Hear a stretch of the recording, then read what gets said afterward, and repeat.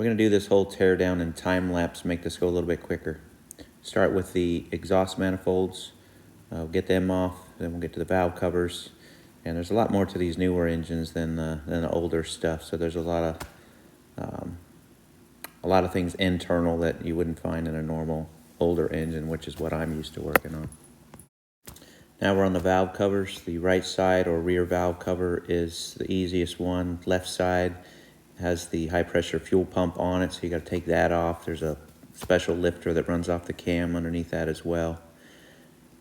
Then we get into the lower intake manifold, get that off, and then there's the fuel injection rails underneath it. So I mentioned earlier that there are things inside this motor that you don't find in a typical older motor. There's a wire harness under here with the fuel rails. So you got to kind of be a little bit careful taking that off, but it's pretty simple and straightforward though. So I think all in all, Hyundai did a decent job as far as I'm concerned.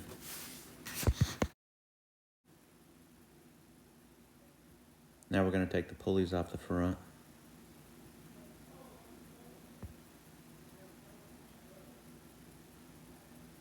Then we're going to take the water pump off.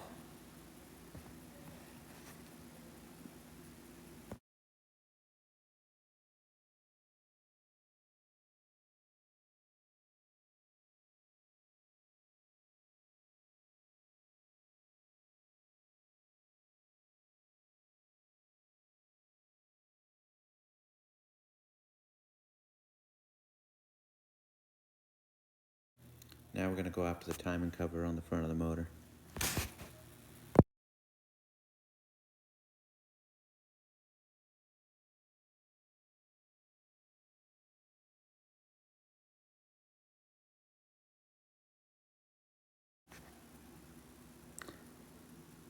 Yeah, so once you get all the hardware out, then just be a little patient. It's kind of a large cover, so just pry a little bit here and there, and then she'll come off. Just be real careful not to damage any of the mating surfaces.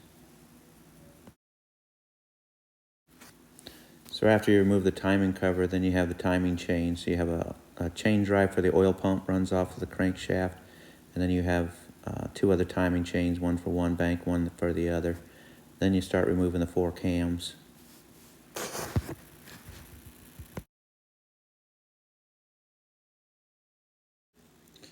Now we're going to pull the heads off.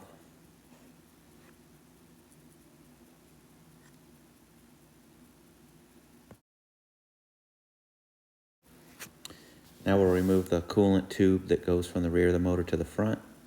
Then there's an oil filter assembly that you need to take off. Next we'll remove the upper oil pan and windage tray.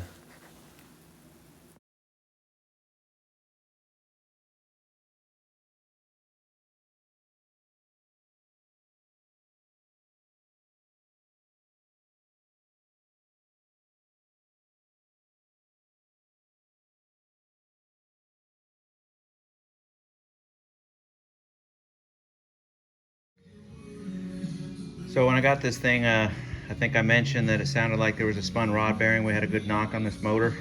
Knew it when I bought it, it's okay. Figuring it was probably a spun rod bearing.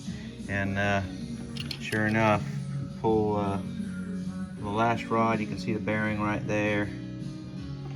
And then the opposite end of the crank, we got another rod bearing spun. So actually we have 2 spun bearings. We'll pull this thing apart and see what other damage there is. So we have all of our components laid out kind of in a somewhat orderly fashion anyway. We're going to get the crank reground. So we'll get that ground 20 under because of the spun rod bearings.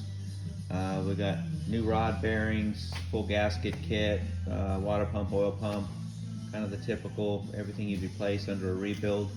Went ahead and bought a whole nother set of factory rods just in case. Just don't like to take chances.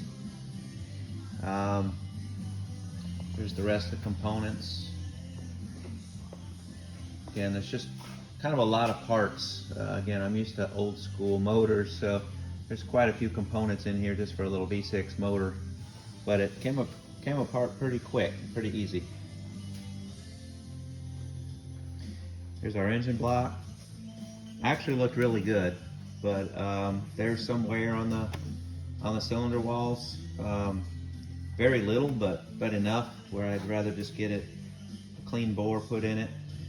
We've got 20 over pistons, rings, so it'll be a nice fresh motor when we're done with it. So hopefully you like what you've seen so far. Don't forget to hit like, subscribe, and put some comments in the comment box on things you like or don't like or want to see different.